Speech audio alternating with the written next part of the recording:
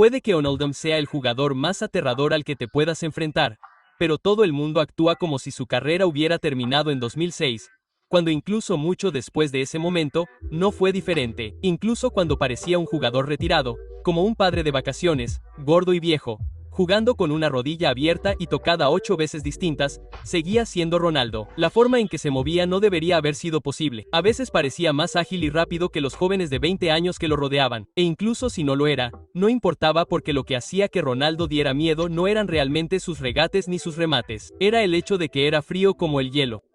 Uno de los jugadores más inteligentes y serenos que jamás hayan pisado su planeta. Parecía que lo veía todo a cámara lenta. Podría haber pesado 200 kilos y aún así encontraría la manera de hacerte quedar como un tonto. Y todo el mundo lo sabía. Cada defensa que se les enfrentó se meaba en los pantalones con su carrete de luz destellando en sus cabezas. No se actúa bien cuando un monstruo te mira fijamente a los ojos. Por eso, en mi opinión, su paso por el Corinthians fue una de las hazañas más impresionantes que jamás haya hecho. Demostró el viejo dicho de que la forma es temporal, la clase es permanente. Dejó claro que bajo esas capas de tejido adiposo, el mayor depredador que este mundo había visto yacía latente, ansioso por una última cacería.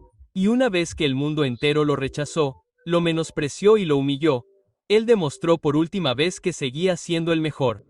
Como veis, la gente parece haber olvidado lo duro que fue el trato que recibió Ronaldo por su peso. Cuando dejó el Real Madrid, todo el mundo en España se refería a él como al Cordo. Y en el AC Milán, la cosa no mejoró mucho. Hasta Ancelotti dudó de él, como él mismo dijo. Cuando llegó Ronaldo, pesaba más de 100 kilos. Le dije que no podía jugar así. Entonces me dijo, ¿qué quieres que haga? ¿Marcar o correr? Comillas. Al siguiente partido no corrió, pero sí marcó 2 goles. Y si nos fijamos en las estadísticas de esa temporada, eran un poco absurdas. Promedió un gol cada 81 minutos en sus primeros 3 meses en el club. Pero luego vino una lesión tras otra. Y casi exactamente un año después de su llegada, ya se iba. Después de todo, para entonces, ya llevaba más de 100 días de baja por una pierna rota, y luego se le volvió a lesionar la rodilla. Y el Milán no lo necesitaba. Habían fichado a Inzaghi y Gilardino, incluso a Aubameyang seguía dando vueltas, así que simplemente le rescindieron el contrato. Cuando se recuperó de la operación, ya tenía 32 años. Habían pasado 3 años desde la última vez que lo convocaron con Brasil, y había pasado más de un año desde que pisó el campo. A ojos de todos, todo había terminado. Ronaldo se había retirado. Nadie esperaba que volviera, pero entonces lo vieron entrenando con el club de su infancia, el Flamengo, cuando los hinchas no podían creer lo que veían 15 años después. Ronaldo había vuelto a Brasil y estaba allí mismo, en sus campos de entrenamiento. Seguramente no había ninguna posibilidad de que el Flamengo lo dejara escapar, pero luego les empezó a preocupar que nunca se recuperara del todo, así que retrasaron cada vez más las negociaciones.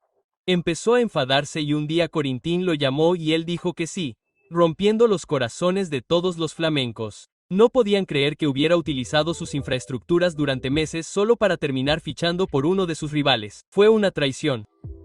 Pero eso ni siquiera fue lo más extraño porque ¿cómo diablos logró el Corinthians ficharlo? En el momento en que la historia saltó a las noticias, incluso su propio presidente dijo que era imposible. De hecho, más tarde afirmaría que en el momento en que alguien le sugirió la idea, su reacción fue gritarles diciendo, «Ni siquiera podemos pagar la factura del Warrior y me estáis diciendo que fiche a Ronaldo». El Corinthians no solo acababa de ascender a la máxima categoría, sino que en ese momento estaba completamente arruinado, al parecer, porque estaba haciendo negocios con una mafia rusa. 4 años antes, uno de sus hinchas, un tal Dupra, le presentó a la directiva la oportunidad de firmar un contrato millonario con su empresa, llamada MSI, y la aceptaron sin más. Y sí, ficharon a Tevez y Mascherano cuando un año después ganaron la liga, pero quizá, solo quizá, deberían habérselo pensado 2 veces, teniendo en cuenta que Dupra ya era conocido por llevar a una empresa enorme a la quiebra. Y en lo que respecta a MSI, bueno, nadie entendía realmente de dónde venía todo el dinero.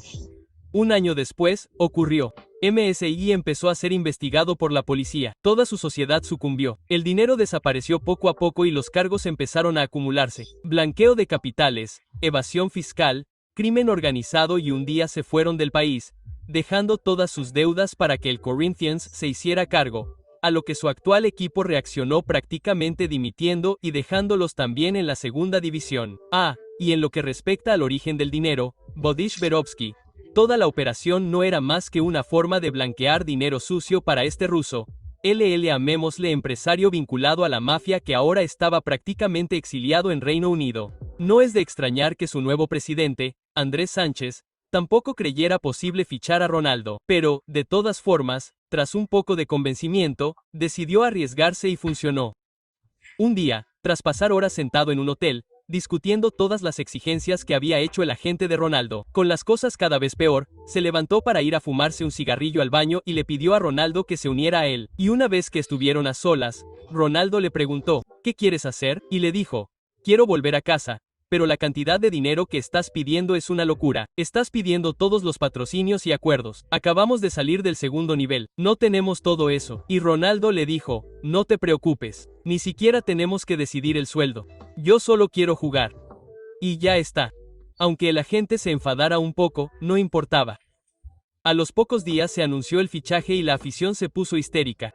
Viendo su presentación, cualquiera pensaría que había llegado el más grande de todos los tiempos, quizá porque lo había hecho.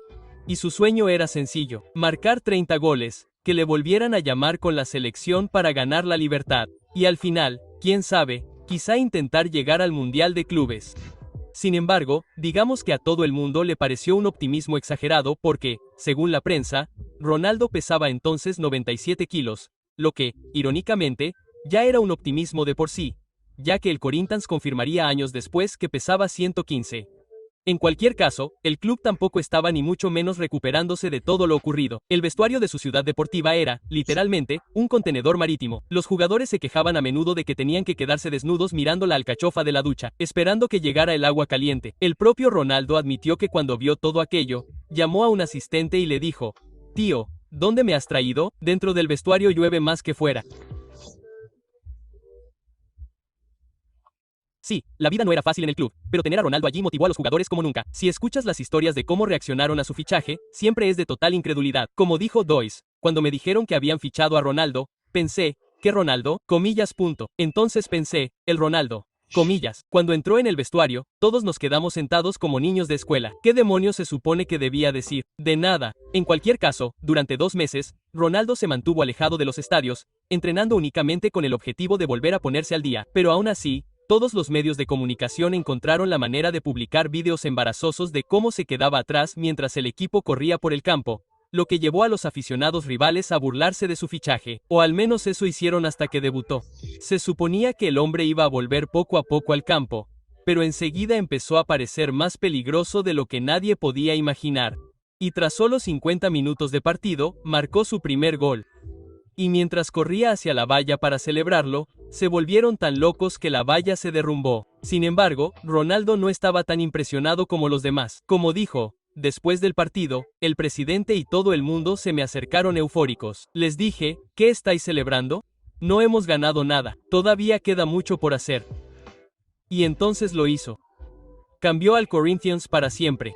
Fueron 8 goles en sus primeros 10 partidos. Con ese primer gol empató el partido. Al partido siguiente marcó el gol de la victoria. 2 semanas después, marcó 2 goles en un empate a 2. Pero solo entonces las cosas se pusieron serias. Era el momento de las semifinales del campeonato palista. Sin embargo, las cosas no fueron bien al principio. No solo desperdició, sino que hizo una entrada que fácilmente podría haberle valido la tarjeta roja. Pero gracias a Dios el árbitro se conformó con una amarilla porque el mundo necesitaba ver esa segunda actuación. Después de este partido, el vicepresidente del S. Paulo tuvo la brillante idea de referirse repetidamente a Ronaldo como un exfutbolista, lo que digamos que podría haberle fastidiado un poco teniendo en cuenta que en el partido de vuelta creó la ocasión para el primer gol y marcó el segundo, eliminando al S. Paulo, y luego se aseguró de ir directamente a la entrevista posterior al partido y dejar el mensaje.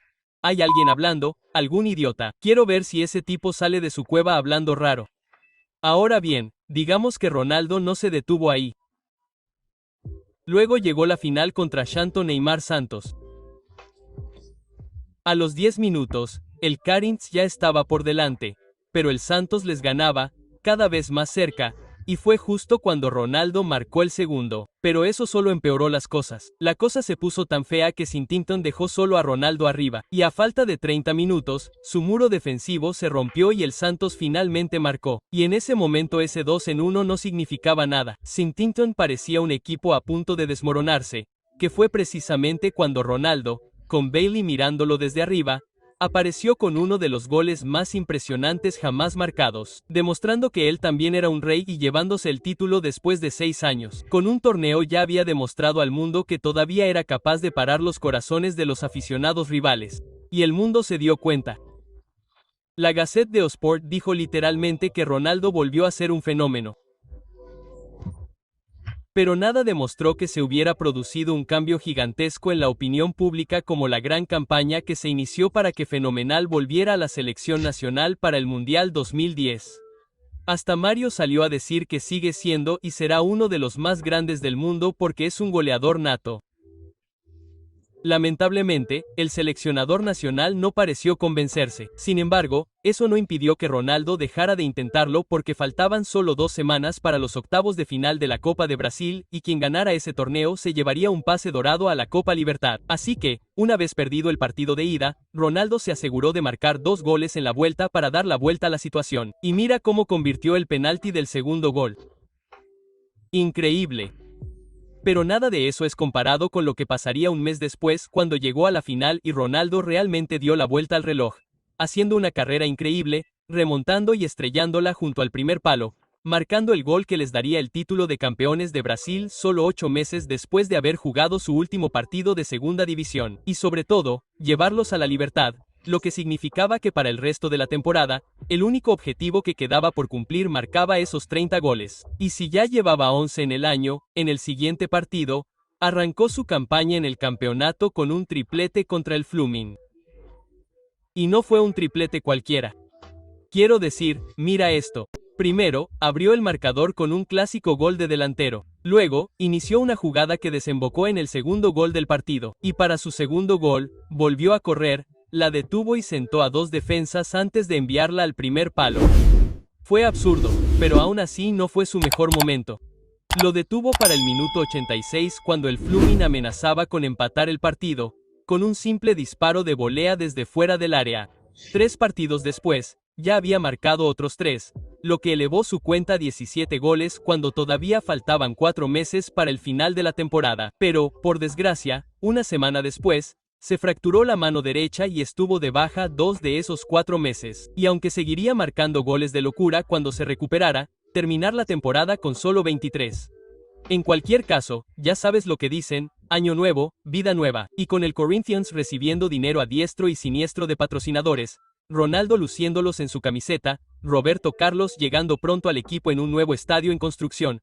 Todo ello mientras celebraban su centenario. Tenía todo para salir bien. Y cuando Ronaldo comenzó su temporada regateando al portero para marcar su primer gol, las esperanzas de todos estaban por las nubes. Pero entonces Ronaldo volvió a caer con una lesión en la pantorrilla, y aunque eso no sería suficiente para tumbarlo, las lesiones no pararon de llegar, y por mucho que se esforzara al máximo para asegurarse de que el Corinthians al menos se mantuviera a flote en el Libertad, de alguna manera logró marcar los goles de la victoria, en casa y fuera contra Cerro Porteño. Luego se enfrentaron al Flamengo. Aunque marcó para ponerlos por delante, no pudieron mantener la ventaja y terminaron eliminados por el valor doble de los goles fuera de casa. Así, sin más, el legendario proyecto Libertador muerto. Y para colmo, el seleccionador confirmó que Ronaldo no estaría en el Mundial. Esos meses lo dejaron hecho polvo. Las lesiones empeoraron y el cuerpo médico decidió apartarlo del equipo antes de que todo se fuera al garete. De mayo a octubre, solo jugó 2 partidos.